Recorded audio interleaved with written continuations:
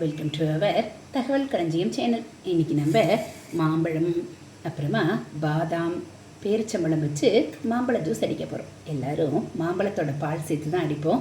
ஆனால் இந்த பாதாமை சேர்த்து செய்கிறப்ப உடம்புக்கும் ரொம்ப நல்லது, வெயிட் லாஸுக்கும் ஹெல்ப் பண்ணும். இதை எப்படி செய்யலாங்கிறத பார்க்கலாம். இப்போ தோல் எடுத்து மாம்பழத்தை குட்டி குட்டியாக நறுக்கி வச்சுருக்கேன். இப்போ அந்த பீஸை சேர்த்தாச்சு. இப்போ பார்த்தீங்க அப்படின்னா பாதாமை முதல் நாள் இரவே ஊற வச்சு தோலெல்லாம் எடுத்துட்டு வச்சுருக்கேன். ஏன்னா பாதாமில் இருக்கக்கூடிய தோலை சேர்த்தக்கூடாதுன்னு சொல்கிறாங்க. அதனால் நம்ம பாதாமில் இருக்க தோலை எடுத்துட்டு இந்த மாதிரி உரித்து வச்சுருக்கோம்.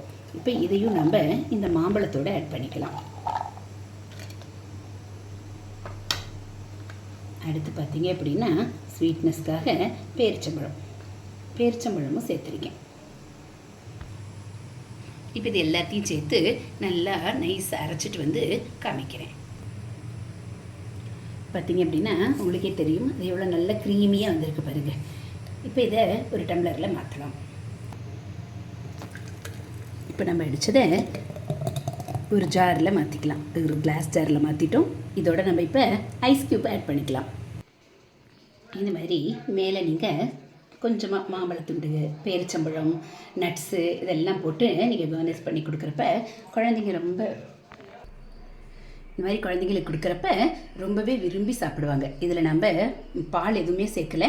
இதில் பாதாம் பால் தான் நம்ம எடுத்துருக்கோம். அதனால் இது வெயிட் லாஸ்க்கும் ரொம்பவே ஹெல்ப் பண்ணும். பாருங்கள், பார்க்குறதுக்குமே எவ்வளோ க்ரீமியாக நல்லா இருக்குது பாருங்கள். இந்த மாதிரி நீங்கள் பாதாம், பேரிச்சம்பழம், மேங்கோ எல்லாமே நல்ல சத்து உள்ளது. இந்த மாதிரி அடிச்சுக்கணும். இந்த மாதிரி டிஃப்ரெண்ட்டான ஜூஸ் ஐட்டம்லாம் நீங்கள் தெரிஞ்சுக்கணும் அப்படின்னா மறக்காமல் நம்ம சேனலை சப்ஸ்கிரைப் பண்ணுங்கள். கூடவே பெல் ஐக்கானை கிளிக் பண்ணி ஆளுங்கிற பட்டனையும் அழுத்திடுங்க. நம்ம சேனலில் வரக்கூடிய குக்கிங் வீடியோஸ் எல்லாம் உங்களுக்கு பிடிச்சிருந்தா ஒரு லைக்கும் கமெண்ட்டும் கொடுத்து உங்களுக்கு தெரிஞ்சவங்களுக்கும் ஷேர் பண்ணுங்கள். தேங்க்யூ.